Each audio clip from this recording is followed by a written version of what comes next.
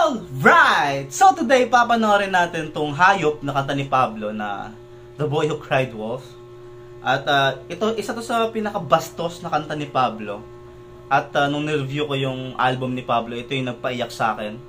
Napaka-hayop, napaka-genius. Any astounding word that you can describe, or yung pinaka, or yung mga enormous words that you can describe, is Pablo. He is him. Ika nga, no? Napaka-bastos nitong tao na to, napaka-genius. I think he's one of the best composers in our time. He is the best for me. Arguably, man. But he's definitely on top of that list when it comes to composing songs, ideas, themes. He's one of the best in our time. And no one can take that from him.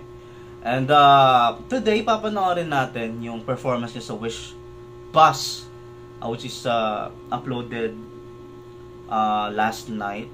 At hindi ko alam kung kailan ma-upload to. So you have to subscribe and click that notification bell para makaabot natin ng 20k subs mga masa. Maraming i-subscribe nyo na po. Maraming salamat. Okay, so this is The Boy Who Cried Wolf, man, by Pablo. Let's go.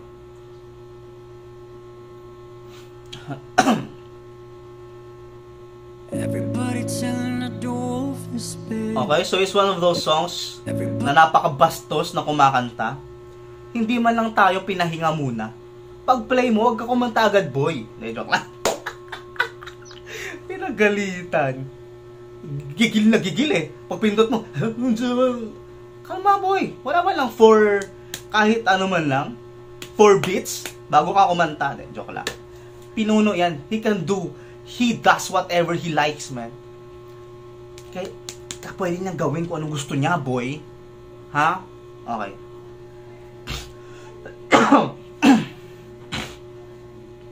Excuse me.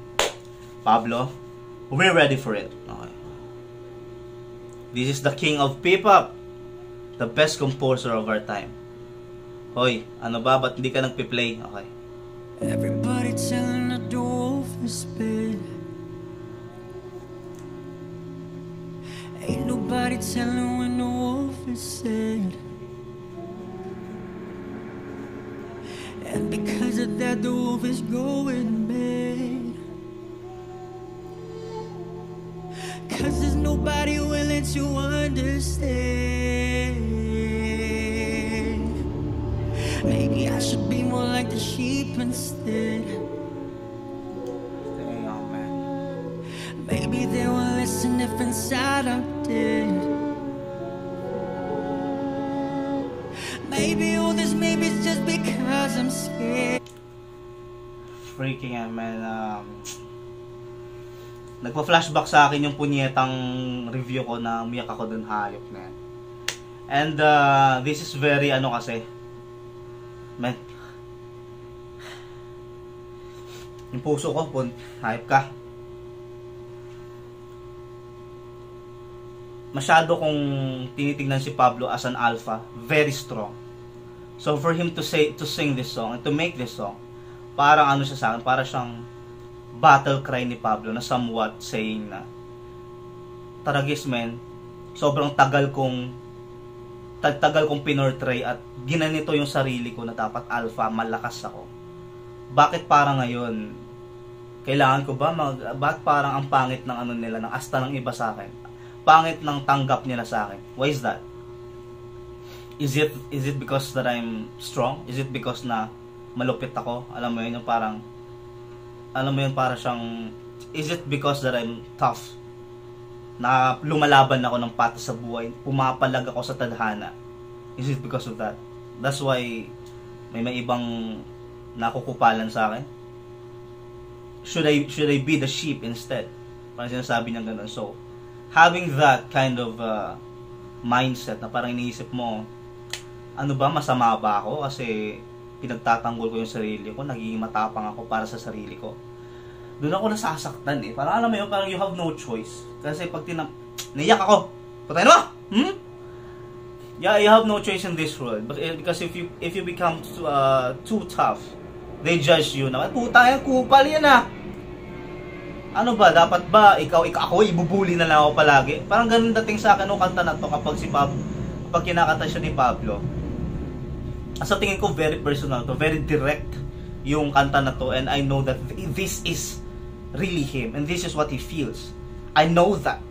I freaking know that. Kaya medyo it makes me sad to think of that kasi he's the advocate of staying kind even if others isn't.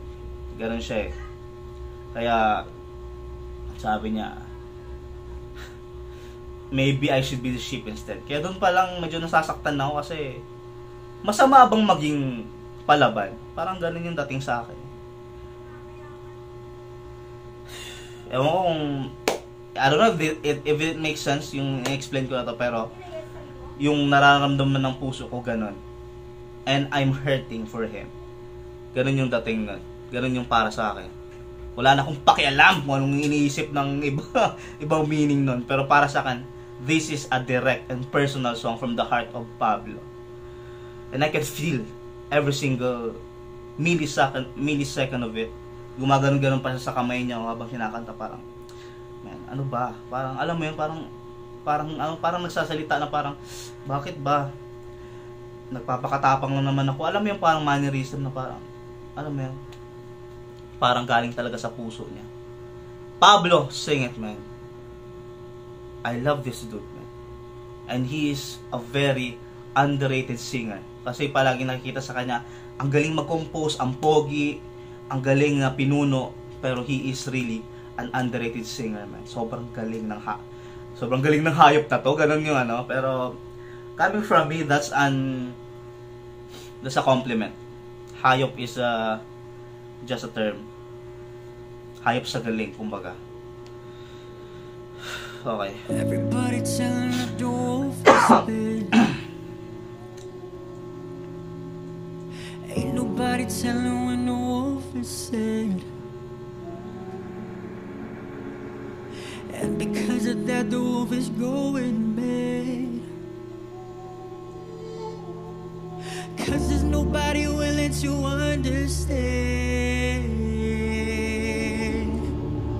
Maybe I should be more like the sheep instead. Maybe they will listen if inside I'm dead. Maybe all this maybe's just because I'm scared. Wish 1075. Cause the truth is ugly and I'm not prepared to face myself and find that I'm the biggest lie I've tried to hide. Now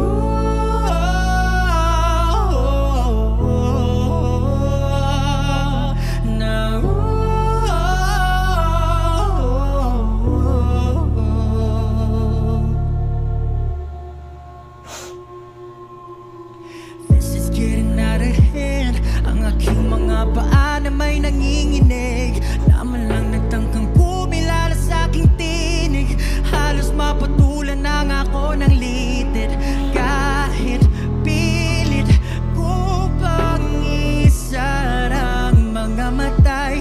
Tumatagas pa rin aking damdamin, at sa may baybayin umaapaw na ang aking galit sa mundo.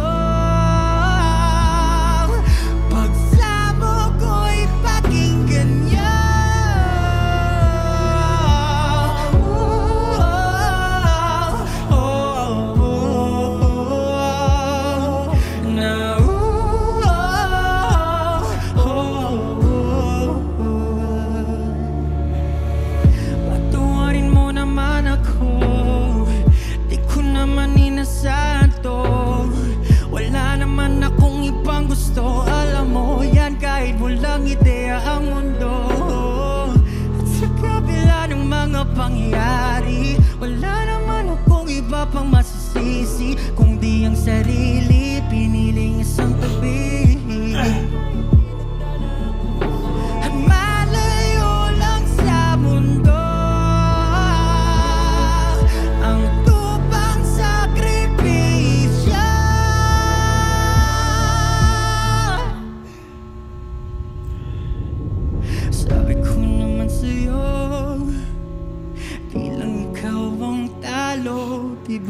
dalawa na tayo. Dalawa na tayo. Huwag mong suluhin ang mundo. Lagi lang akong nandito. Di ba nga dalawa na tayo? Dalawa na tayo.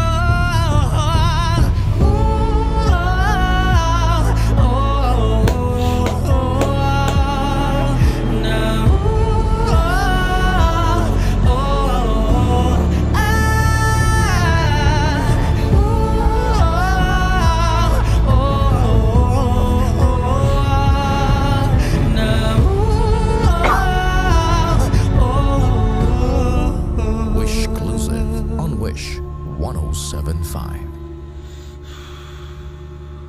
Ito pala yung Wish na pinuntahan ko.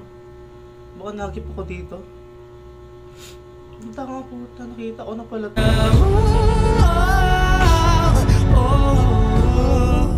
Wish exclusive on Wish 107.5.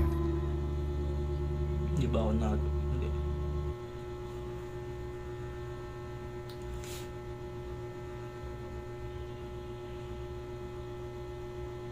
I think this is my battle cry song as well. Kasi life has never been easy for me, and I think for all of us. Meron tayong mga battles na nilalabanan, and I think isa to sa mga perfect songs para sa karamihan. I mean, you can relate to it kasi may mga battles ka rin na kapag ka nag-submit ka and you didn't act on it, kawawa ka.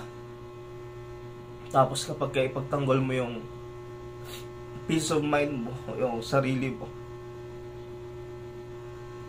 madami kang masasakripisyo, and it's not easy. Madami kang